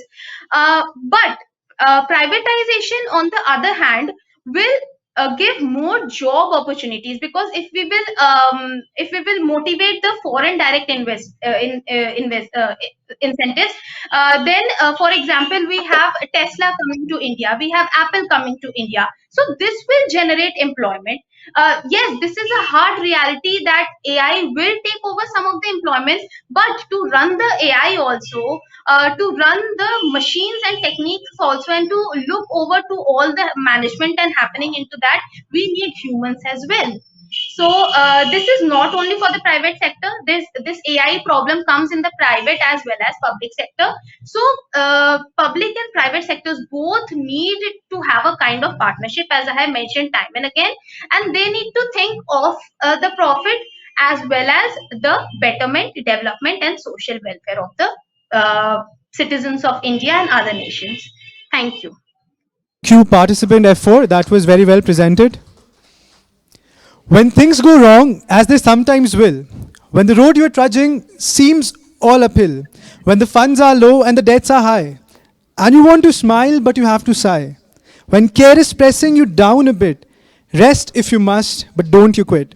Success is failure turned inside out, the silver tint of the clouds of doubt. And you can never tell how close you are. It may be near, but it seems so far. So stick to the fight when you are the hardest hit. It's when things seem worse that you must not quit. With these lines, may I now request our chief guest, Shri Jay Prakash Pandey, to kindly address the virtual gathering.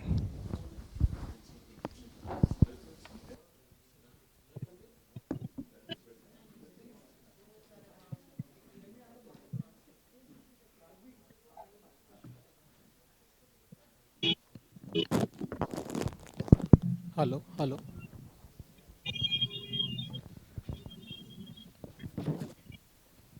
Hello. Hello, hello. Hello. It's on, sir. It's on? Okay. Thank you. Respected Sanjeev Chopra sir, Lakshmi Shankar Bajpayee ji, Rasmi ma'am, respected jury members, participants, इस हाल में उपस्थित सारे गणमान्य व्यक्ति और हमारे viewers जो broadcast के माध्यम से जुड़ रहे हैं। Privatisation is a reckless mistake और नॉट ए फ्यूचरिस्टिक विजन। इतना बड़ा टॉपिक था और 4 मिनट का समय। मुझे लगता है कि पूरा विश्व, पूरा 20वीं सदी जो है इस डिबेट को सुलझाने में चली गई और हम लोग 21वीं सदी में हैं। फॉल ऑफ सोवियत यूनियन और अमेरिका, यूएस और जितनी वेस्टर्न कंट्रीज हैं उनमें सोशल वेलफेयर कंसेप्ट का उभर कर आना, ये ऐसे विचार हैं जो इस डिबेट के आसपास घूमते हैं। बट महत्वपूर्ण ये है कि हमारे जो पार्टिसिपेंट हैं उन्होंने इस विषय को कितना समझा और उसको प्रस्तुत किया। किसी डिबेट में पार्टिसिपेंट की खूबी ये होती है कि जब हम उसके पक्ष में, चाहे फेवर में सुने या अगेंस्ट में सुने, तो अपने विचारों को साइड में रख के हम स्विंग हो जाते हैं। और आज ऐसा ही हुआ है। जब मैं फॉर में सुन रहा था तो मुझे लग रहा था कि ये फॉर में होना चाहिए, और जब मैं अगेंस्ट में सुन रहा था तो मुझे लग रहा था कि अगेंस्ट में होना चाहिए।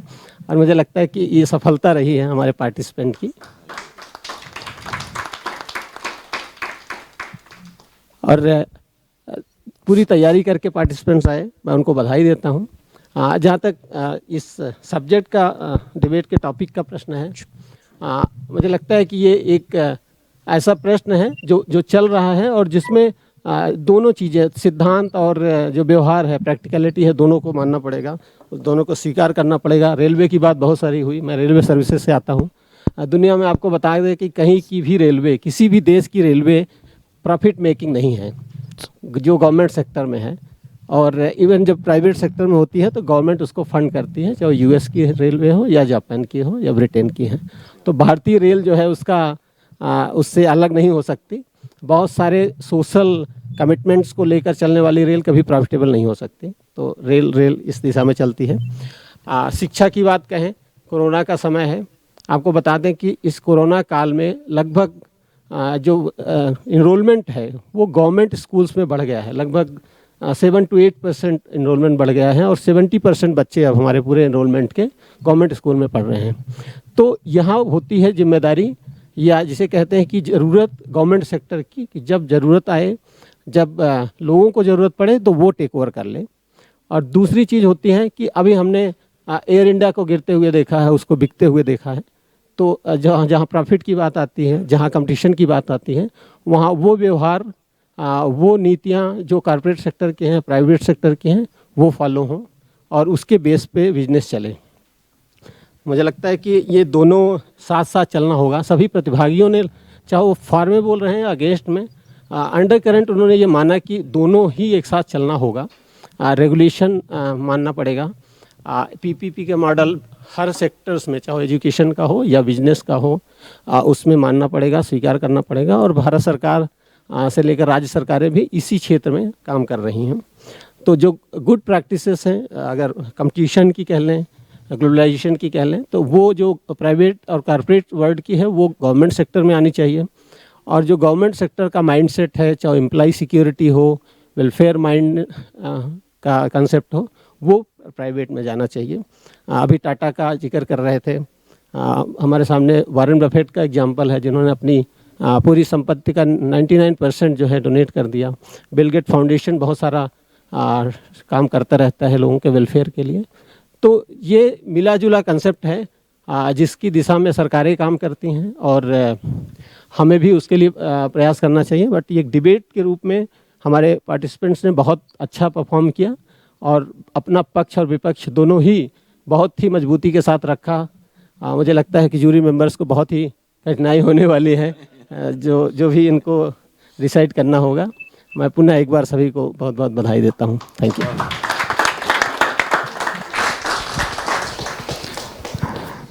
Thank you so much, sir. It was an honor to have you among us. कोशिश कर, हल निकलेगा, आज नहीं तो कल निकलेगा।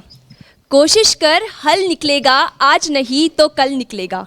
अर्जुन के तीर सा सद मरुस्थल से भी जल निकलेगा। मेहनत कर, पौधों को पानी दे, बंजर ज़मीन से भी फल निकलेगा।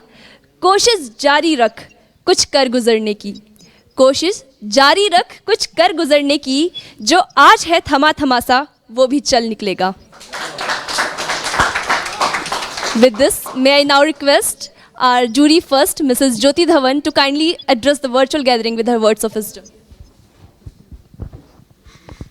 At the outset, I'd like to congratulate each of the four speakers. I think they've done a commendable job to reach to win all the rounds that they've had, and to reach this level takes a lot of mettle, and all four of them have done a very, very good job of stating their points.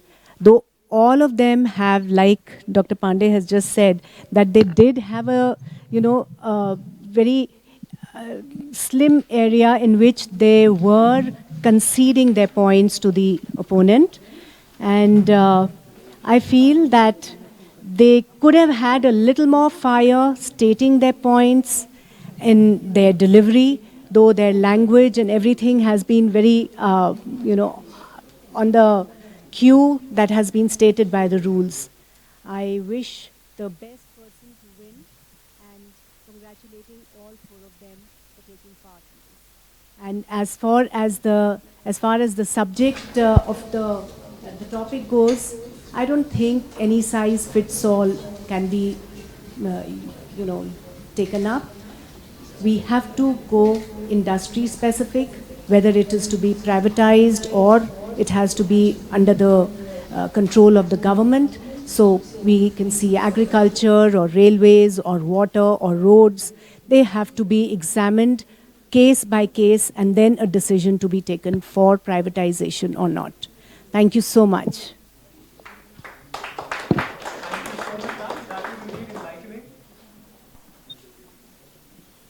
चलता रहूंगा पथ पर चलने में माहिर बन जाऊंगा, चलता रहूंगा पथ पर चलने में माहिर बन जाऊंगा, या तो मंजिल मिल जाएगी या अच्छा मुसाफिर बन जाऊंगा। अब मैं अनुरोध करना चाहूंगा श्रीमती ममता किरण जी से कि वे आए और हमारा मार्गदर्शन करें। जी बहुत बहुत धन्यवाद सिद्धार्थ और आकृति, आप लोगों ने बहुत अच्छे से इस डिबेट को संचालित किया और मैं इन बच्चों को F1, F2, F3, F4 को बहुत बहुत बधाई देना चाहती हूँ। आप सब बच्चे देश का भविष्य हैं और आप सब जो है ना इतने बड़े बड़े मुद्दों को इतनी अच्छी तरह से समझ रहे हैं।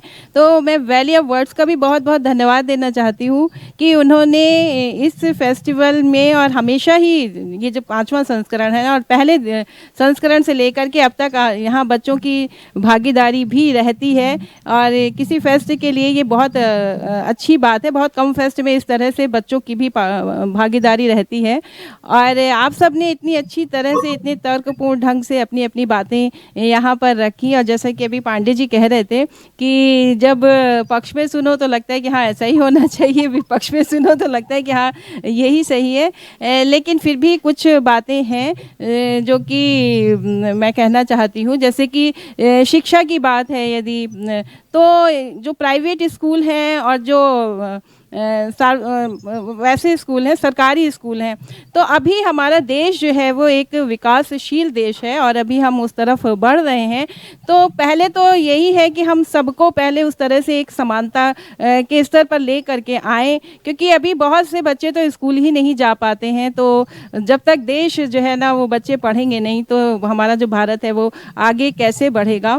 और इसी तरह से यदि हम परिवहन की बात करें तो जहाँ तक रेलवे की बात अभी आई और ये तो वहाँ पर भी और या विमानों की बात है, हम एयरलाइंस की बात है, तो जो एक आम आदमी होता है वो अभी जैसे गरीबी और जो अमीरी है वो कितना एक जो लेवल है असमानता का वो बहुत बड़ा है। और हमारे देश में जो कितने सारे लोग जो है ना, मुझे लगता है कि 70% लोग तो अभी उस लेवल पर आ ही नहीं पाए हैं।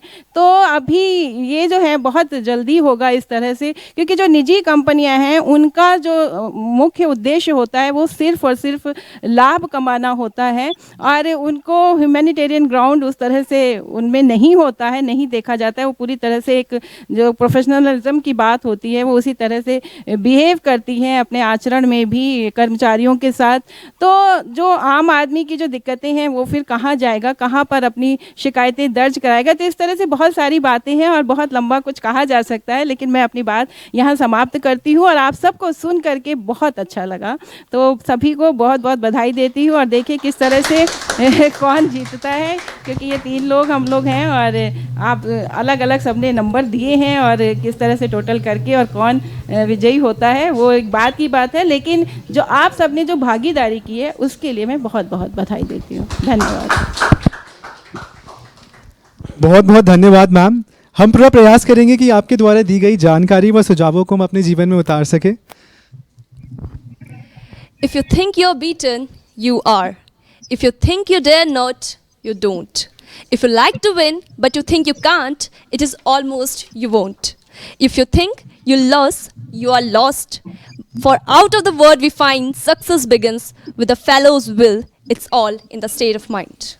With this, I would like to request Major Saurabh Shom sir to kindly address the virtual gathering with his words of wisdom. Thank you. I would like to start by congratulating all the 4 participants for a very wonderfully thought through, deeply thought through presentations that they made.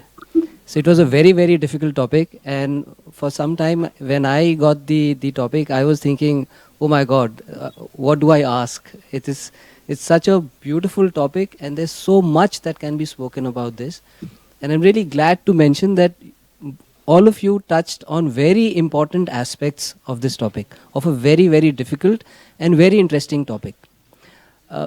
The hallmark of a good topic is that there are no easy answers, and that it can be argued on both sides, and there are different facets that can be brought out. And I'm really happy that, as the other gentleman and one of the jury members also mentioned, when you hear each participant, I would also tend to agree with the point that they were making. And that's the beauty of debating. That's what debating is all about, to be able to convince the audience about the point that you're making. And to that extent, I think all of you did a very fantastic job. So on the topic itself, again, there are no answers to this, but there are certain aspects that I would like to highlight, which probably all of you could think about. So it's all a thought exercise. So the first one, okay, I'll go through a little bit of what I thought about it as I looked at the topic. So the first thing is to put a framework around the topic and see what lens is one going to use to assess the topic, right? So there are few pointers that the lens that I use, I'm going to share that so that it may help you in future to organize your thoughts around it. So the first one was about public goods and services versus private goods and services. So I think I asked this question to participant F1. There are certain goods which are not very amenable to privatization, and pure among them, they are pure public goods. An example is security services, policing. It cannot be done by a private entity, and it should not be done by a private entity. Then there are pure private goods which government has no role to play in them. For example, manufacturing of socks and bread. I mean, a private sector can highly do it. The government needs to step back from that. But then there is this whole big middle where there is a role for private sector and there is a role for public sector. And chief among them is health and education. And that's where it would be nice to think about what are the areas where the government should step back and let the private sector take over, and which are the areas that the government should guard and not let the private interests take over. So think about it. I think it will be an enriching exercise to go through the thought process. The second one was about, again, a very important thing, is the institutional framework in which the country exists. So where this point becomes important is the context. So for example, if you read about governance, and there's already a lot of gentlemen here who know a lot more about governance. So in a weak institutional structure where courts don't function very well, where politics is not very fair, and rules and institutions are weak, there probably privatization becomes much more exploitative. So for the public sector to work transparently and efficiently, you do need a very strong institutional structure. So courts should function well, people should follow rules should be enforced. So there are a whole lot of bunch of things which are needed for the private sector to step in a nice way. And examples abound across the world. For example, if you see privatization in Africa, in a lot of African countries, I don't want to club Africa as one country because it's a very diverse continent. But you'll see in a DRC, privatization will almost 100% go in the exploitative way. Whereas in a Singapore or in a more regulated institution, in Germany, for example, a public sector might work much better. So think about the context before you think about what is the recommendation that one should give in terms of whether privatization is desirable or not, right? So that's another lens. And the third one is about the role of government, whether the government should be in the business of doing business or whether it should be as a regulator. So it goes back to what we continuously hear our Prime Minister articulating, which is basically minimum government, maximum governance. So which basically means that you have a small government, but which functions, which provides maximum governance, and that's what the role of the prime role of a government should be. Uh, the fourth lens that I would put is around pure market economics, right? And when I say this, I would look at, if your incentive for providing a goods and services is not linked to private profit, or say profit motive, then, so for example, a government where people are being paid salaries, they have no incentive to perform well, right? So it comes down to management structures and the fact that some of these public enterprises are not narrowly following an objective. Their objective is diverse. It's also providing jobs, it's also providing equity, it's also being profitable, it's also being 101 things. So inherently you will find public sector enterprises being inefficient, not because the people are not good, not because the systems are weak, but because they are following multitude of objectives, whereas a private company is following one pure objective, which is profit maximization. And then to be competitive and to remain in competition, they will bring down prices, which then leads to general increase in people's welfare. So these are all economic theories, and in practice, there are many things where in practice you'll find that the institutional structure, the mindset of the people, the business practices, the norms of society, all of these come into play. So I would like you to think through those things when you think about such a complicated topic. So those are a few things that came to my mind. But nonetheless, for me, all of you are winners, irrespective of who wins. All of you are winners. And it's great. Continue to think critically, continue to convey your points critically. So I congratulate all of you for having done a wonderful job. Lastly, I would like to thank the organizers, especially all the students here from Mantrana Debating Society, who've done a wonderful job. It's very professionally done. Thank you so much. Next, I would like to thank Dr. Anima Sharma of Mantrana Debating Society for organizing the event and having the high quality of debating here. And finally, I would like to thank Dr. and Mrs. Gupta for value of words. Chopra, for value of words. Sorry, my apologies. And thank you for inviting me here and being part of this of the jury. Thank you once again. Thank you so much, sir. That was really enlightening and quite insightful. Robert Frost writes, I shall be telling this with a sigh. Somewhere ages and ages hence, two roads diverged in a wood, and I took the one less travelled by, and that has made all the difference. We have with us Mr. Anshum Sharma, who is associated with WOW. He's a prolific speaker with an experience of having participated in almost more than 117 debates. May I request Sir to kindly address the virtual gathering.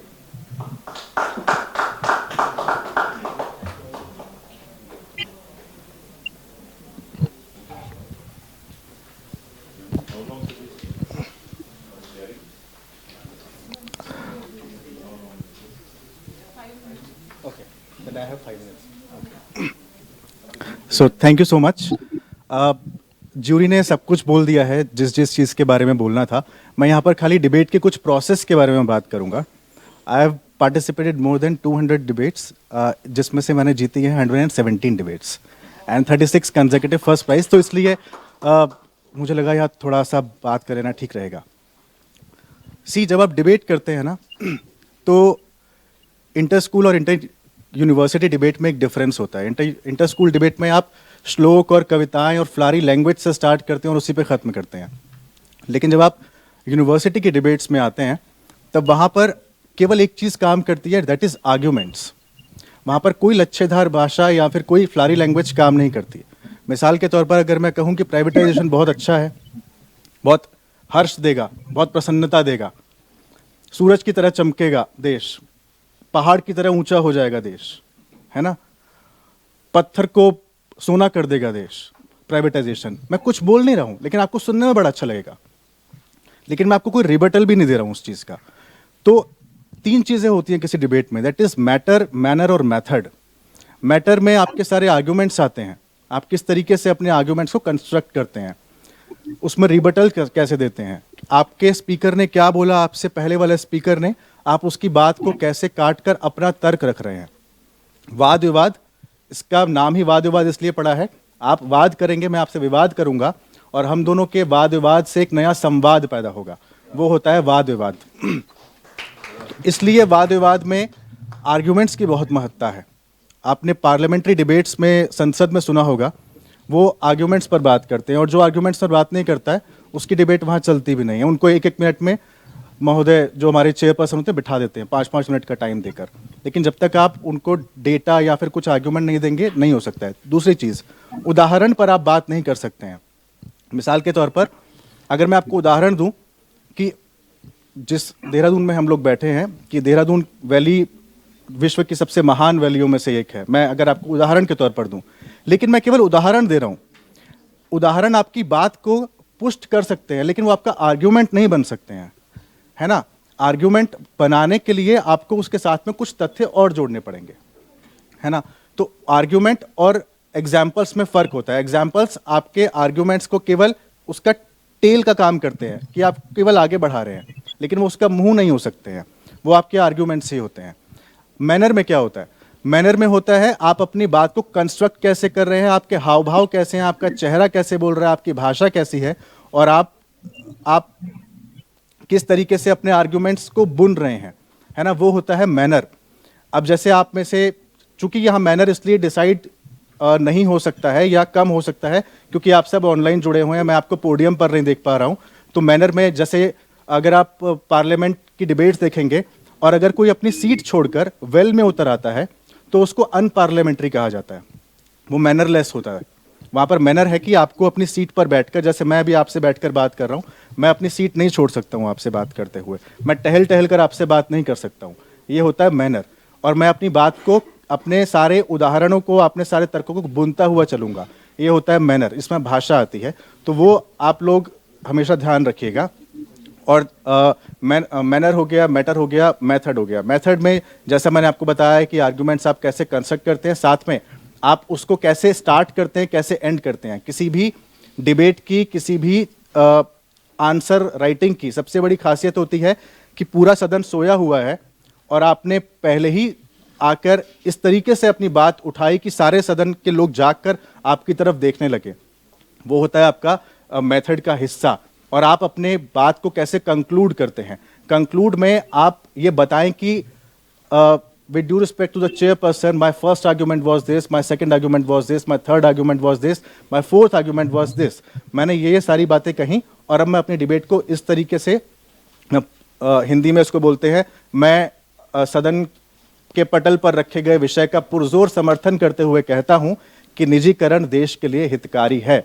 इसके लिए मैंने आपको पर्याप्त उदाहरण दिए। मैं अपने विपक्षियों को चुनौती देते हुए यहाँ आवाज देता हूं कि वो आए और मेरे तर्कों को गलत साबित करें, है ना। ये एक तरीका होता है कि आप अपने सामने वाले को बुला भी रहे हैं और बोल रहे हैं कि मेरे तर्क गलत साबित करो। अब जो अगला विपक्षी आएगा उसका पहला काम ये होगा, वो आएगा और बोलेगा कि जैसे मेरे विपक्षी ने मुझे आवाज दी थी, मैं उसके तर्कों को गलत साबित करते हुए यहाँ पर उदाहरण मैं बताना चाहूंगा कि आपने ये पॉइंट्स कहे थे और यहाँ से अपनी बात शुरू की।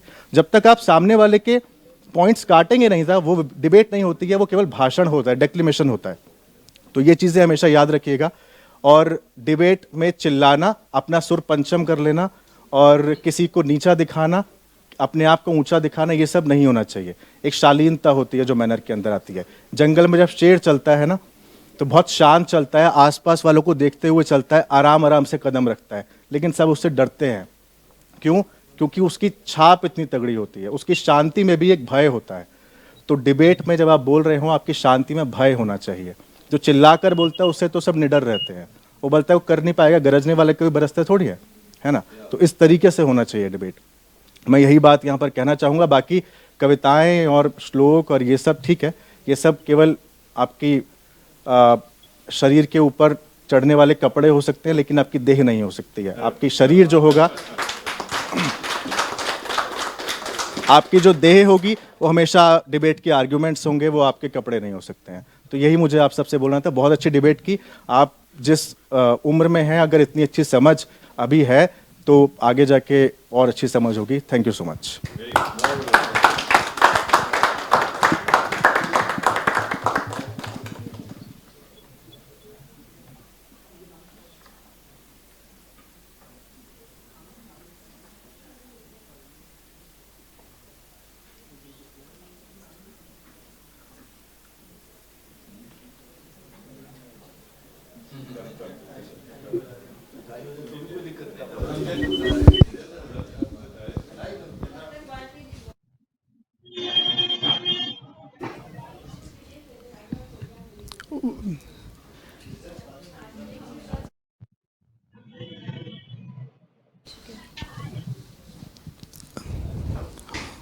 We'll have a next debate hereafter. We'll not be declaring the results right now, right after a short while, after the next debate, after the next event. As we come to the end of the debate, I would like to extend my heartiest congratulations to each of the participants who left no stone unturned in keeping the virtual rostrum ablaze. Whatever the verdict would be, I would just say, don't let the verdict bog you down. I know I may be sounding platitudinous in my stuff right now, but it is what it is. One thing that is as certain as day and night is, ladies and gentlemen, that you will fail. So here is a mantra, ladies and gentlemen. Fail, fail, fail, and then rise as a phoenix.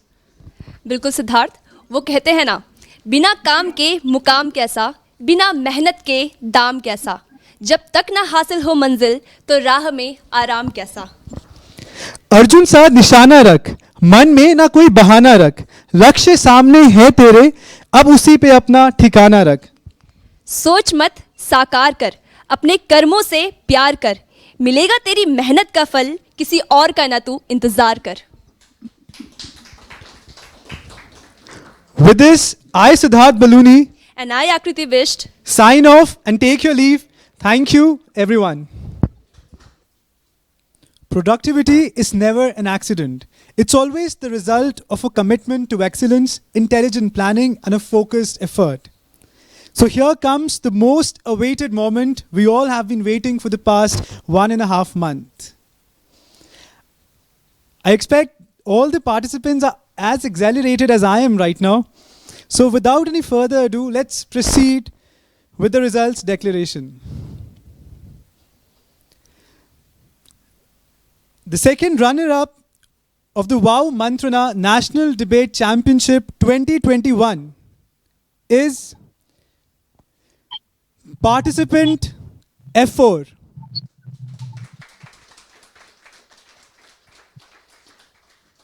I request participant F4 to kindly introduce herself. Namaste everyone. My name is Ananya Banerjee and I'm currently studying in University of Delhi, Sri Aurobindo College, pursuing BSc Physical Sciences with Chemistry. Participant F4 gets a cash prize of rupees 11,000 along with a trophy and a certificate. Many congratulations to participant F4. Thank you.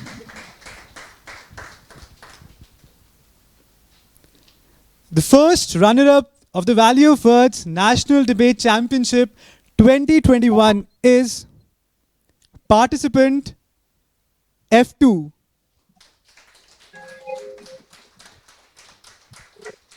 May I now request participant F2 to kindly introduce herself? Very good afternoon to one and all present here. This is Shrishti Mathani. I have pursued for a bachelor's in mass communication from IMS Unison University, Dehradun. Participant F2 gets a cash prize of rupees 11,000 along with a trophy and a certificate. Many congratulations, participant F2.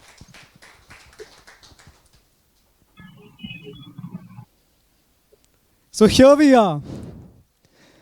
The first position of the WOW Mantrana National Debate Championship has been bagged by participant F1.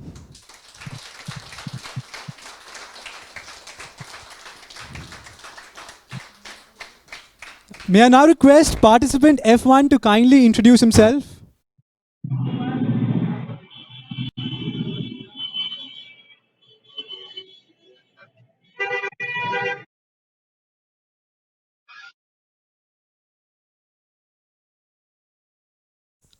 Okay, so since participant F1 has joined just right now, I'll again mention and declare the results. The first position of the Wow Mantrana National Debate Championship has been bagged by participant F1.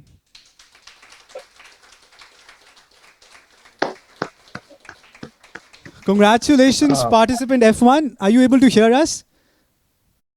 Yes. Am I visible and audible? Kindly introduce yourself. Yeah, I would. My name is Karthikeya Agarwal, and I am from National Law University, Delhi. And I would first of all like to thank you for this wonderful honor. And I would just like to take this moment to also thank firstly all the other participants, because I think they all performed wonderfully. And I've looked at their speeches since the start, and they all spoke wonderfully. And secondly, of course, first and foremost, the entire organizing committee of WOW and Mantrana Debating Society, and as well as the OC and all the teachers who have constantly supported us in this endeavor and have ensured that this event goes smoothly. So I would again like to thank everyone for this wonderful award. Thank you.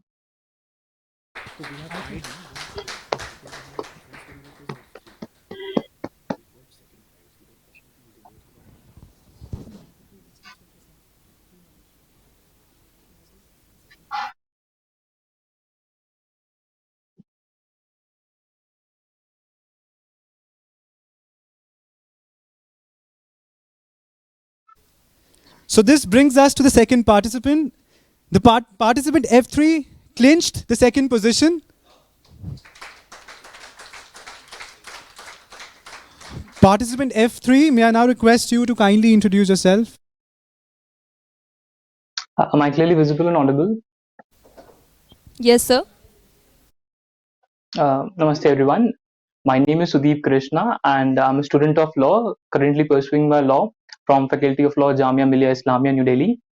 And I am currently interning as a criminal. I'm currently interning with criminal lawyers and lawyer because that remains area of my interest. And I personally like debating in events in which there is public speaking. And I would again like to thank Wow Mantrana for again providing us a huge opportunity in the times of pandemic where the debating was still under shadows. So kudos to Wow Mantrana debating competition, and I congratulate all my fellow winners. Thank you so much.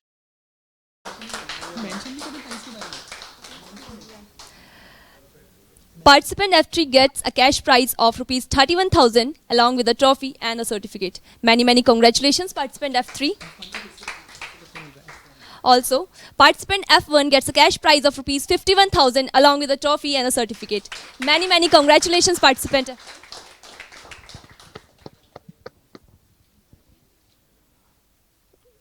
With this, we come to the end of the valedictory ceremony.